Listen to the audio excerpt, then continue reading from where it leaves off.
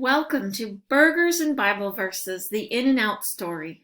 Today we will explore managerial planning and decision-making as it relates to maintaining an organization's culture through succeeding generations of family ownership.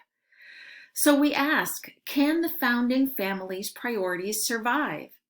This is especially relevant to Christian managers because aspects of In-N-Out's culture reference the Christian scriptures.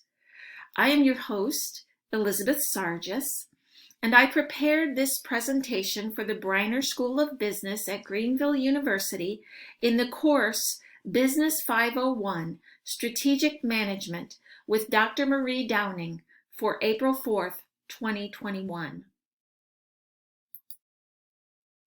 In 1948, Harry and Esther Snyder opened what may have been the nation's first drive-through fast food restaurant in Baldwin Park, California, in the same year that Ray Kroc opened the first McDonald's not far away in San Bernardino. Throughout their histories, the restaurant chains have had other similarities. Both use red and yellow, the strongest marketing colors, in their logos. Both have menus focused on burgers, but there are several distinctions about the culture of In-N-Out. For one, while Kroc turned to franchising and sought to put McDonald's all across the country and later around the world, the Snyders held on to their chain and expanded at a snail's pace by comparison. A family member has stood at the helm since the beginning. While McDonald's is known for continually tinkering with menu options, In-N-Out maintains the narrowest of all fast food menus, offering just the basics, but welcoming special orders because, unlike McDonald's, all the food is fresh and made to order. The Snyder Family Trust still owns all In-N-Outs, no franchises allowed. And of special interest to Christian managers, the Snyders print Bible verses on many of their food containers. Tradition is also important to the Snyders. They still use the original recipes for most of their menu items. It's remarkable that they have been able to offer consistent quality at reasonable prices. Keeping costs low has always been a priority. That's why they buy whole cattle and potatoes, grind the meat, and cut the fries themselves at integrated distribution centers owned by the company. You also won't find many In-N-Outs in city centers where rents are high. They are happy to locate close to highways because that also cuts down on travel time from their distribution centers.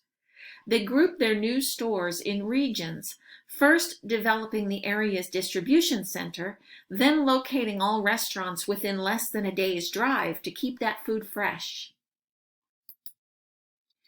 Anytime a company says yes to one thing, it says no to another. So what did the Snyders forego to achieve the kind of cultish customer loyalty they enjoy? Well, they don't dominate the world. In fact, other chains from as far away as the East Coast like Shake Shack now compete in In-N-Out's backyard in California. So why did they say no to world domination? Because they would have had to compromise freshness, charge higher prices, share ownership, and have lower quality standards. The Snyders don't mind because they believe they are curating a product that fans celebrate and seek out for its uniqueness. Current CEO Lindsay Snyder, one of the grandchildren, says that it isn't about the money for the family. Despite major offers, she does not plan to sell. For her, it's about staying true to the family's traditions. The young CEO recently added 2 more Bible verses to In-N-Out's packaging.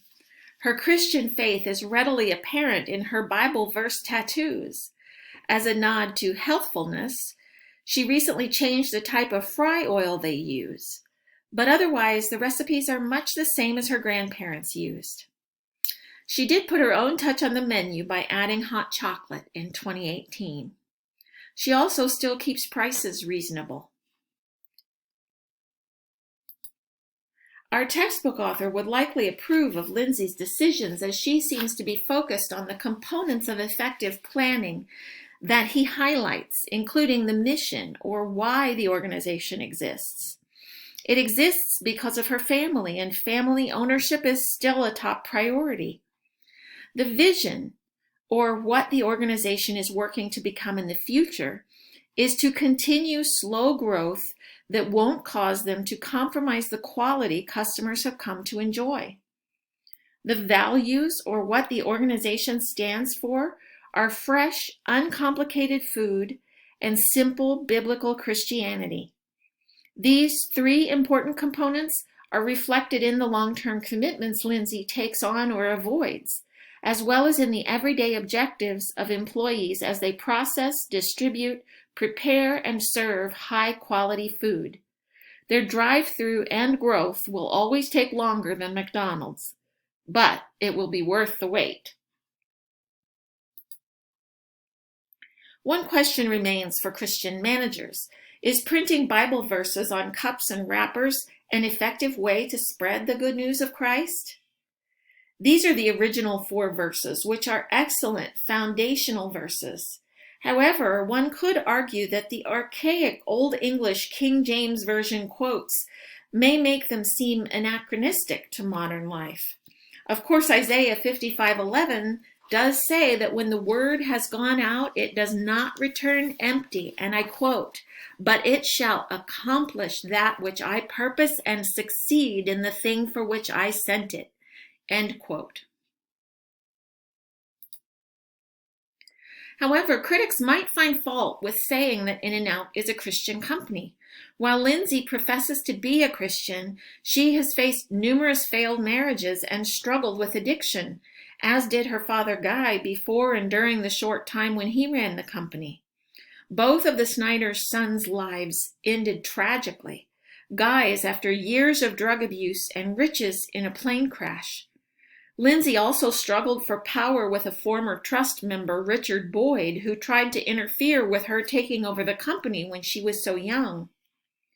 Perhaps sharing more details of these personal stories and how God worked through them would lend credibility to the company's Christian focus and power to its Christian testimony. For more information and inspiration from In-N-Out, check out Chloe Sorvino's recent Forbes exclusive article where the normally media-shy Lindsay asserts her Christian faith and talks about her steady expansion of In-N-Out into Arizona, Texas, and beyond. Thank you for your time and attention.